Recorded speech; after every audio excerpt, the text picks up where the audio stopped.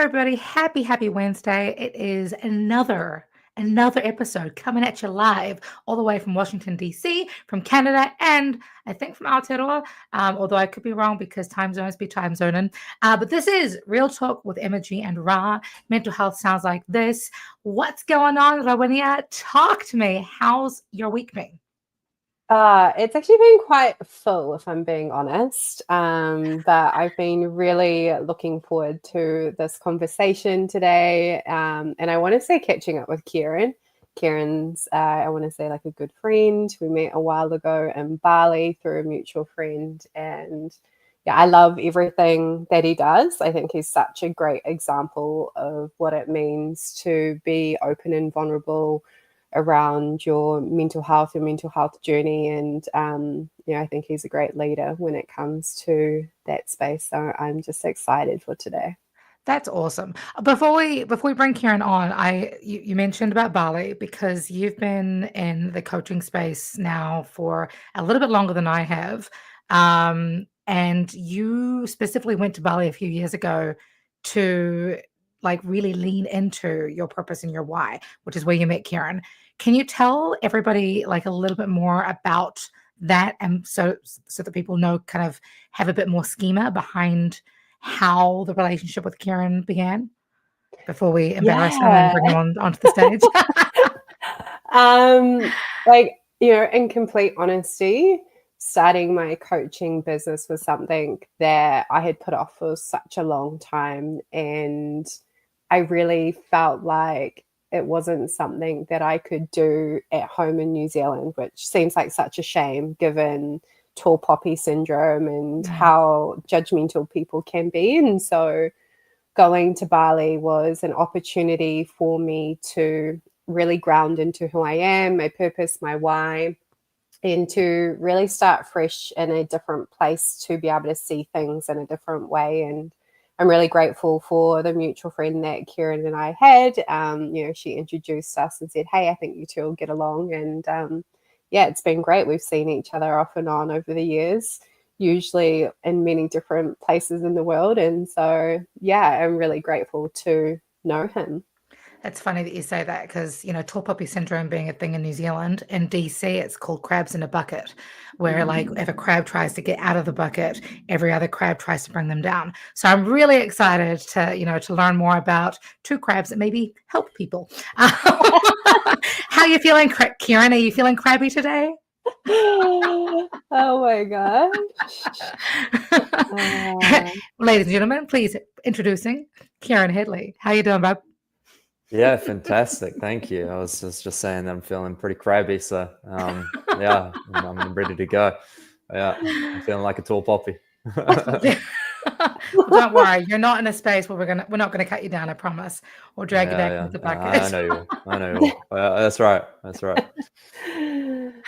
Cool. So I know that we were having a bit of a chit chat before we came on live today, and I know that you and Ra have had this beautiful friendship for a long time. But I'm sort of coming into this a little bit blind, except that I know that you are both an anxiety coach and you are a student in neuroscience, which totally lights my my brain up on fire. Given that you and I have a shared history of TBI. Tell me, sir, have you also got hydrocephalus? I know you don't, but what's your story behind getting into neuroscience?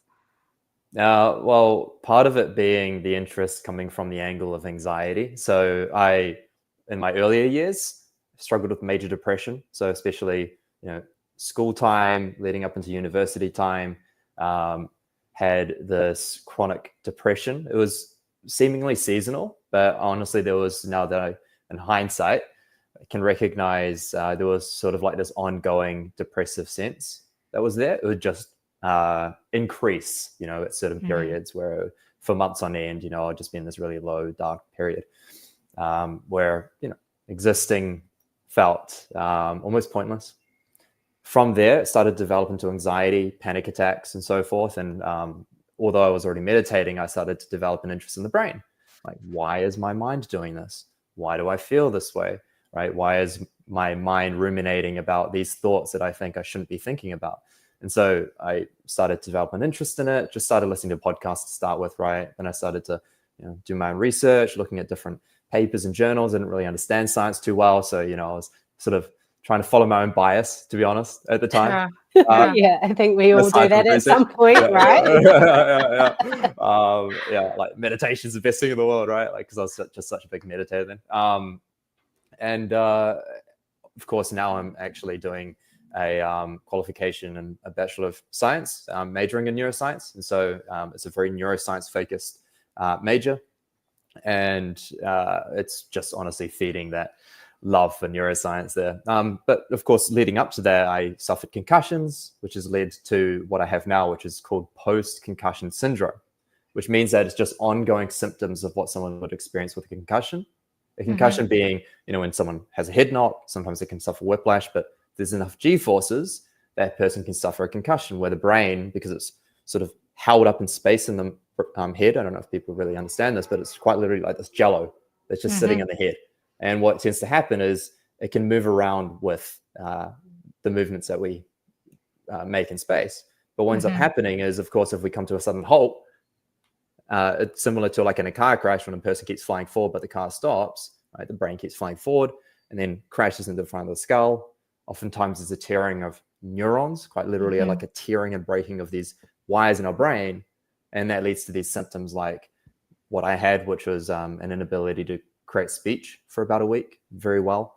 Like things like confusion, things like forgetfulness, headaches, just constant headaches. And I honestly still get this years later because I've just had quite a few concussions now. So, was that from playing sports, or where did the concussions come from? So 2 from rugby, 1 from horse riding when I was really young. I had 1 from snowboarding, and then my final one was from a car crash, which I was a passenger in, and that was the one that really set off the ongoing symptoms that I have now. Jeepers. I'm so sorry. I know that you have a question, Ra. You're reminding me of I have a factoid for you. This might, because, I surround myself with a lot of neuroscience doctors and people with master's degrees here in the DC area. And I found out something really interesting recently. Do you know that the highest sport, the sport that has the highest rate of concussions in the world is jet skiing? Interesting. No way. I didn't know that. I didn't know that either. That's why I was like, that does make sense. Yeah. Isn't that fascinating? So, horseback riding, yes, I get you, but jet skiing. Sorry, me making an assumption that it's rugby, because it's something that you hear of quite often in the sport of rugby, especially from New Zealand, right? Yeah. But no, worldwide jet skiing. Watch yourself, guys. Okay. Yeah. That's I can relate a lot to what you're talking about. Not in the sports sense. I wasn't allowed to play rugby when I was a kid because of my neurodiversity and brain issues, but the headaches, the lack of memory, the lack of ability to make speech, it's amazing how much of an impact the brain has, and how different it is between people. So I'm excited to dig in. Over to you, Ra. Passing the ball. Oh my gosh, I love all the metaphors. You're so great at them. Kieran, can you tell us like a little bit more about like how you have like navigated this, like, I would say like recent experience, like with the car crash, running a business, like the things that you do. I know that you enjoy running, with your study. Like, how have you navigated this experience, and like what's really supported you with your own mental health and well-being during this time? I mean, great question. There's a lot to unpack. I'll try to be as succinct as possible. So firstly, my meditation practice has been quite ongoing for many years. I'd say I started when I learned about my major depression that I was struggling with. And that would have been around 2016, roughly. So honestly, like almost 10 years now, I think I've been quite consistent with meditation, even though it's quite basic at the start. And just having that practice of some sort of self-regulation, some sort of self-awareness practice on it, like on most days, it would just help me to understand where I was at least, so that I could then navigate based on that. Oftentimes I didn't like it, so there'd be a lot of judgment. I didn't realize I was judging myself for a lot of that and sabotaging the way I was, the way I thought, how I felt. It would happen quite often. But over the years, I'd say that's probably been one of the biggest foundations. I worked with a lot of therapists and counselors over that time. It definitely helped. Didn't help me get to the underlying cause so that I could actually start working and chipping away at the roots. But it did help me with a lot of the symptoms and also my situations. The thing that I think made the biggest impact of all was probably actually, funnily enough, working with a coach. I worked with a coach I worked with a few coaches, but one in particular for 3 years. And over those 3 years, it was just having that accountability and support to not just talk to someone over that course, but actually work and chip away at some of the root causes together as a team. And that for me was honestly probably the most helpful of all of those things, which is one of the reasons why I became a coach myself, to be able to offer that kind of support that's maybe different from traditional therapy. I think it's really, and there's still at least in America, I don't know if it's the same in Aotearoa or Dubai or wherever else in the world, but there's still a lot of pushback against asking for help, specifically for men.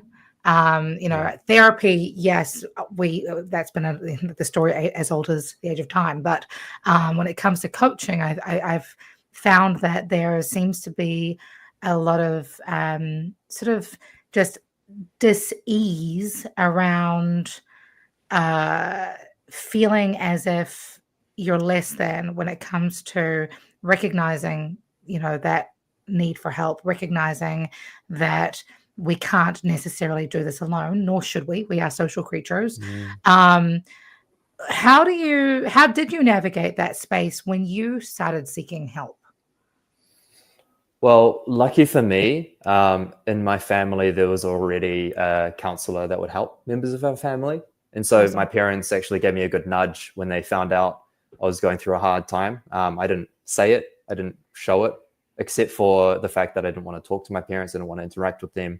They thought it was just a teenage phase, but really what was happening is I was coming home from school, overwhelmed by this face that I had to hold for the whole day, right? Kieran, Mr. Nice Guy, right? Keiran, like the social butterfly who, was never happy being that, but I felt like I had to be a certain way to fit in or be liked or be enough, right? That was a big one. I'd come home and I'd just be drained trying to be this character of Keiran. And so I just want to go straight to my room, hide in a dark room and watch my anime, escape reality. And it was just, honestly, I just thank my lucky stars that my parents just gave me that nudge. I was going through a breakup at the time with my high school girlfriend, right? And they're like, hey, go see this counselor. And I reluctantly said, okay. But I noticed she was helping me to feel a little bit lighter at the end of the sessions. I didn't know what it was. I'm like, wow, actually talking about this helps. Surprise. And from there, it just started a little bit of a snowball effect, I suppose, where I started talking about it a little bit more, I suppose, just in my close circles, not in a big way, just, a brief mention here and there, especially once my doctor diagnosed me, right, with depression. And I'd say the big thing, honestly, was when one of my best mates at the time took his own life. And when he did this, with anxiety, it honestly sparked a motivation in me to start being more open about it and vocal about it. Another part of the reason why I started in the coaching. And so honestly, I thank him and bless him for the inspiration that he gave me, even though it was through, unfortunate means. He really gave me a lot of inspiration to go on the path that I'm on now. Gosh.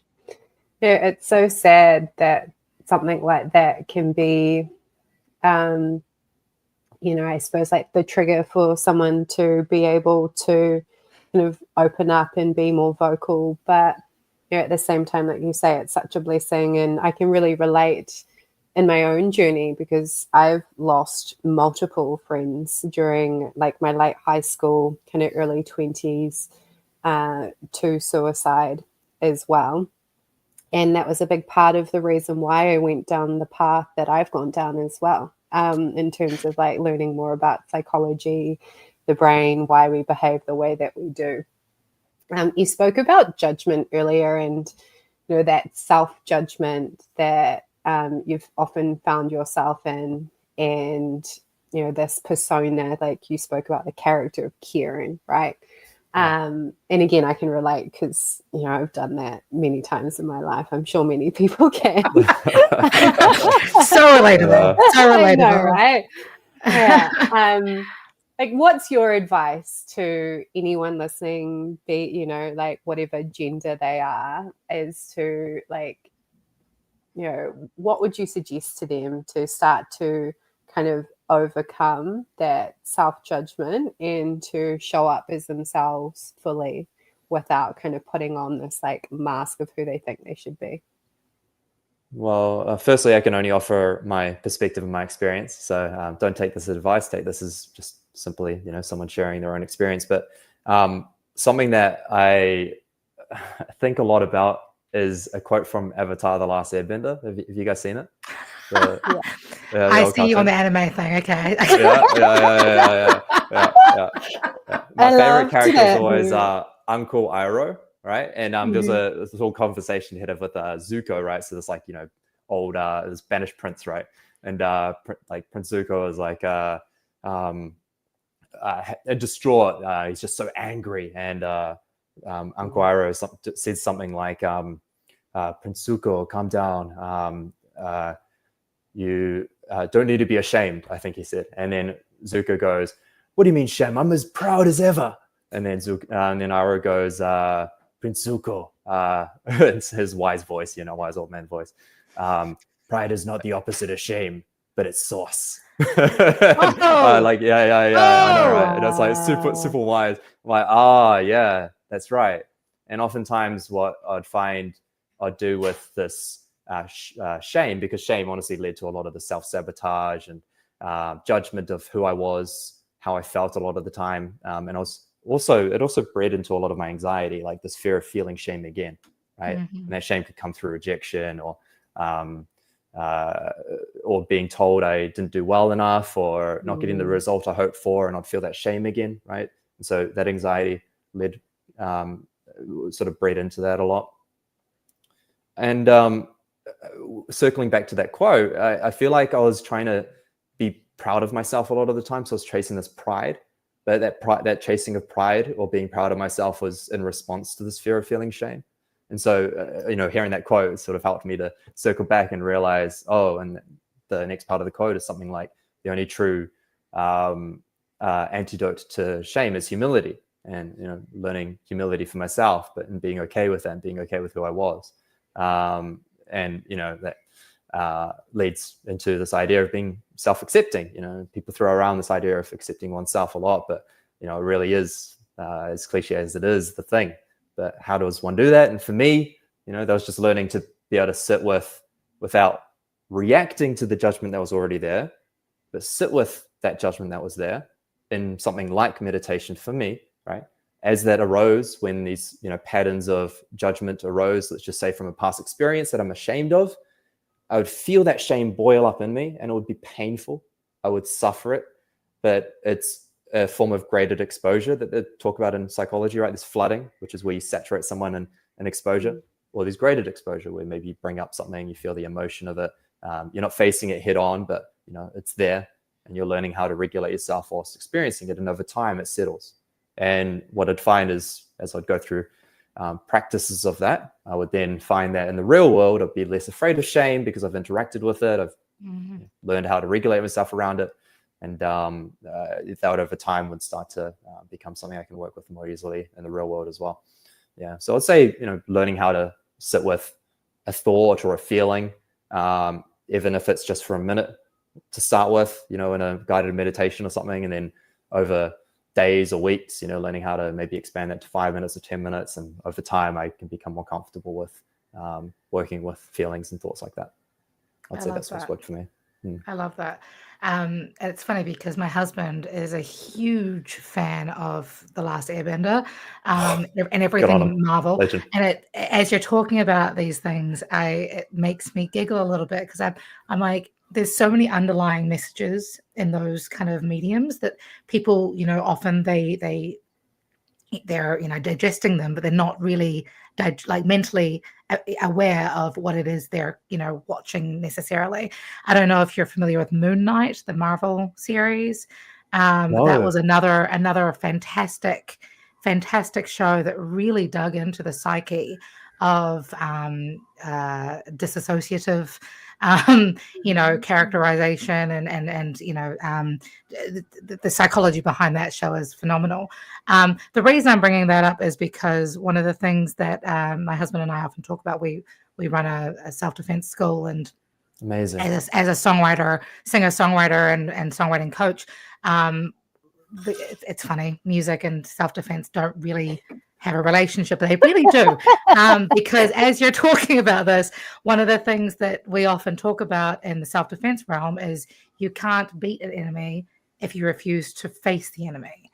And so when I'm talking about songwriting with my clients, it's very much around the same thing. You can't beat or overcome an emotion if you refuse to give yourself permission to sit in and live and feel that emotion and put a name to it. And, you talk about meditation. For me, meditation's like that conversation with God when it's like, okay, so what's the path forward for me now? Let's write that into a song. What a lot of my clients and a lot of the students that my husband work with struggle with, however, is that permission to be vulnerable with self and that permission to sit in the muck. And that ability, I mean, yes, meditation is definitely something that we all talk about in the when I have time, kind of sphere. How do you encourage, or how do you support your clients to feel comfortable enough to sit in that space, whether it's to feel their emotions or to let go and just analyze and notice the thoughts as they come up? What's the practice that you kind of advocate for best? Sure. It's a great question as well, and I actually love talking about this. So firstly, it's understanding that meditation is not just a word for sitting down and chanting right? Or Is it really? Yeah. So there's a lot of misconception around meditation. A lot of the time it can be thought as like a religious practice or practice of worship, even though, to a fellow meditator, it's very clear it's none of that, right? It's just a practice of insight. It's a practice of self-awareness, simply put, right? And so when someone's doing a form of journaling or yoga, right, that is actually a form of meditation. It's just a little bit more surface level, right? And when I say surface level, that's not a bad thing. It just means there's not an opportunity to actually sit still and watch as some of those things arise, right? It's more open-eyed, right? Or sometimes with eyes closed, someone might recognize some of those things. With meditation, right, in terms of the actual more cliche term for what meditation might be, someone might sit cross-legged and straight up, just remain awake. Because it's pretty easy to start falling asleep, if you're not used to sitting down with your eyes closed. And so the idea with sitting upright is just keep yourself at least to some level of awareness and awakeness so that you can actually scan and take out the visual stimuli of the world, the inner world, right? So by blocking out some of the external world, we can start to be aware of what's happening within, right? So thought patterns, emotional patterns, and so forth. And so I, of course, a bit of a science geek. And so there were a couple of fantastic studies and I find just talking a little bit about what happens in the brain can sometimes encourage people to maybe take some of those steps. Like there was a study by a guy called Hotzel and colleagues, right? This is in 2011. Basically, there were changes in the brain they noticed on an MRI scanner, right? So MRI scanner, basically, they sort of put these people into this machine and you could see what was happening in the brain. And over an 8-week period, right, just 8 weeks of people doing about 27 minutes of mindfulness practice. And this didn't even have to involve just meditation, right? This was like yoga or just gentle self-awareness, right? Breathing exercises, very simple things. And they noticed changes in parts of the brain that helped people to be more emotionally aware, more coordinated with their thoughts and their feelings. I've actually got a couple of things written down here just in case this conversation came up, but there's reductions in activity and an activity in a part of the brain called the amygdala, right? It's a tiny little part of the brain, right? So there's two sides of the amygdala. And this part of the brain is for emotional processing, and also it's our fear center of our brain. When there's reductions here, what do you think is going to happen? There's going to be less fear, less stress, right? And less likely to react to these things. And so by meditating, people experience these kinds of changes in the brain, physically, not just mentally. Physical changes in the brain will start to happen when people start doing mindfulness-based exercises, including meditation. And so these are just quite cool things to think about. So starting with something that's more simple, such as maybe like a 5-minute yoga practice, right? I remember I started in COVID, yoga with Adrian or something like that. Who's fantastic. Adrian? Adrian, I think it's Adrian or something. I don't know. Yeah, Adrian. It is Adrian. Yeah, yoga Adrian. with Yeah. It's Was this a Bali thing? Okay. No, it's a YouTube thing. Oh, is it? It's very popular on YouTube. Okay. Yeah. Mm-hmm. And and like that, things like that are a great place to start. Another great place to start is an app called Headspace. I think for me, that was what kicked it off for me. They do some really great guided meditations. And so I honestly do guided meditations with my clients just to start with, right? And then over time, I teach them to start moving that into a practice, which can actually become more of a practice of learning how to act something out in the real world. So I teach something called noting.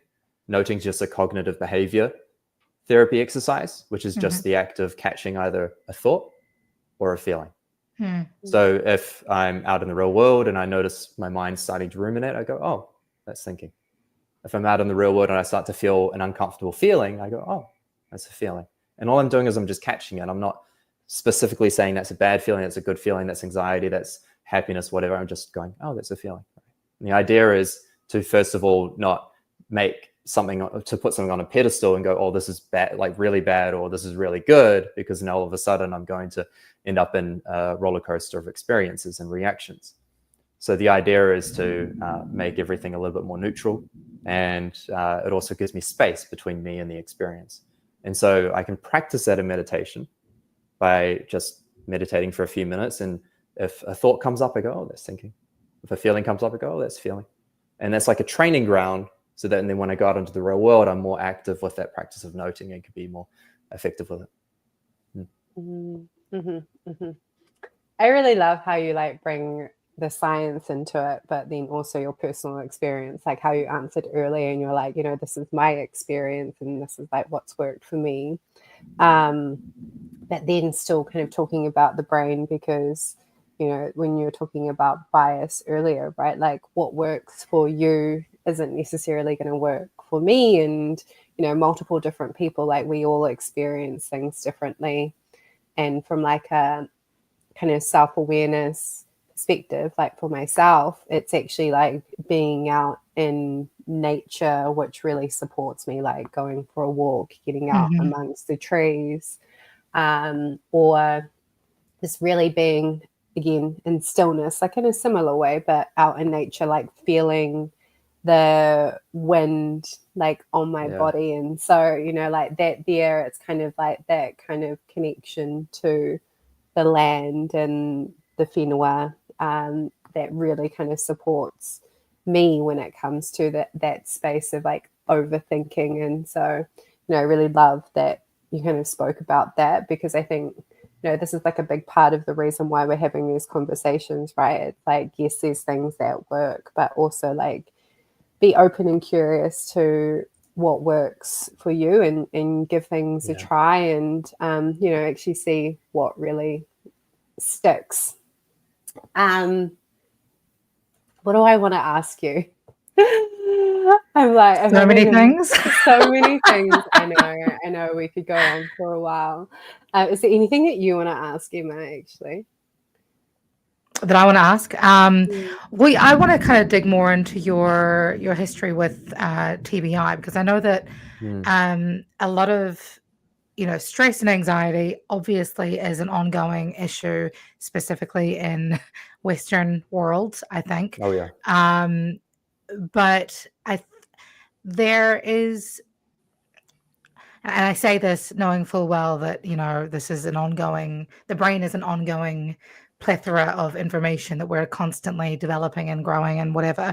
Mm. And I I've got my own experiences with hydrocephalus. So I know that you don't know much about my story, but I was born with a relatively rare brain condition called hydrocephalus.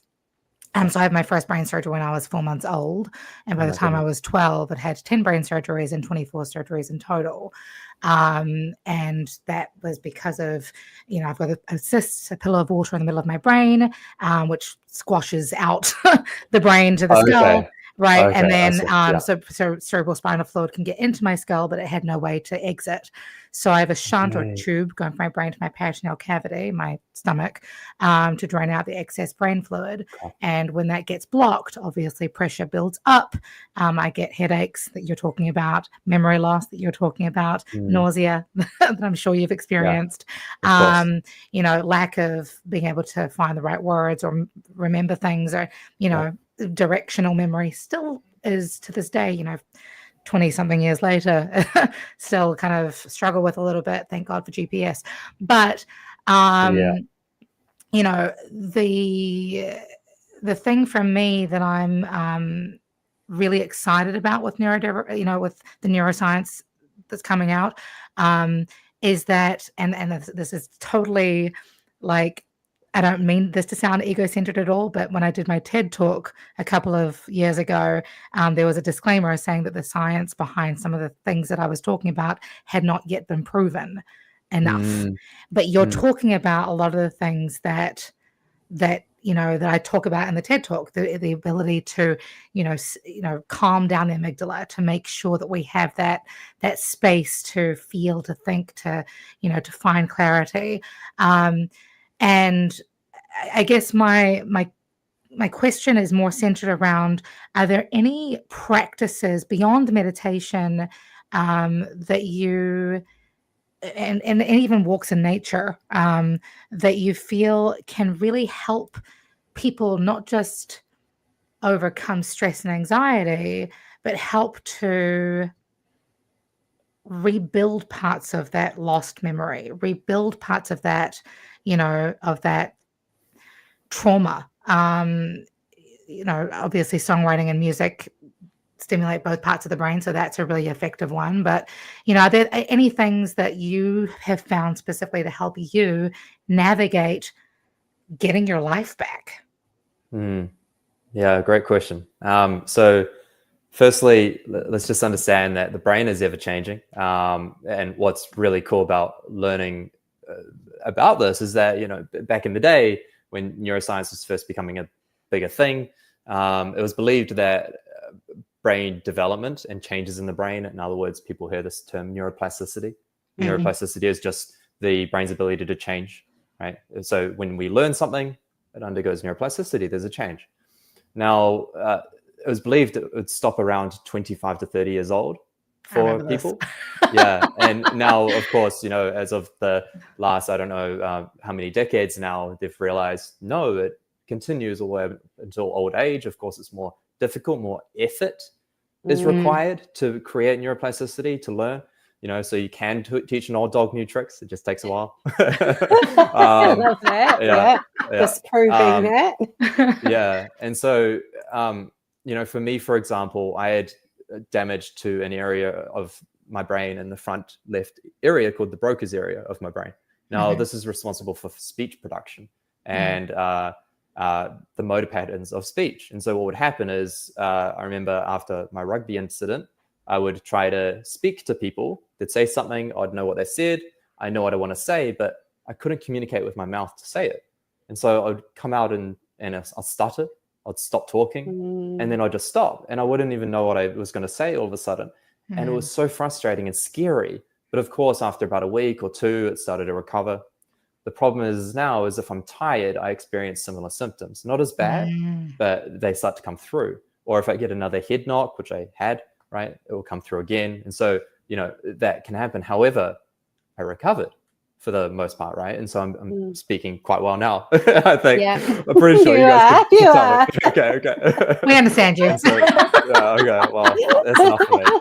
That's enough for me. And so some sort of change had to happen because those old damaged neurons didn't replenish or recover. But what happened is just new neurons grew, which is neurogenesis, so the growth and birth of new neurons. And so that happens, right? Well, like the brain's incredible.